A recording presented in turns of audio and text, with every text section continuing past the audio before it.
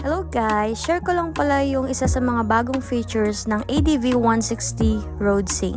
Naka 5 inches TFT panel na pala siya. A high definition and with smartphone connectivity na siya. Meron siyang 3 modes of information display. So kung madali kang magsawa, pwede mo siyang palitan diba sana all. Aray ko! So meron siyang bar, merong circle, and meron ding simple. So ito yung example ng bar.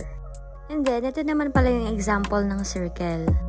Bali sa circle and sa bar, parehong makikita yung RPM.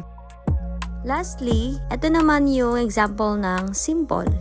So, sa simple mode, hindi na kita yung RPM. Speed na lang ang naka-display. So, maliban sa pagpapalit ng display type, pwede rin palitan yung color ng background. Pwede siyang black, lalo na kapag gabi.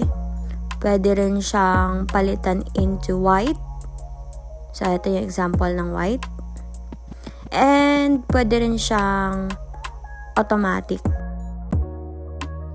Bale, pag na-detect ng sensor niya na dumilim, halimbawa yan, tinakpan, automatic siyang mag-black. And then, pag naman na-detect ng sensor na maliwanag, mag-white ulit.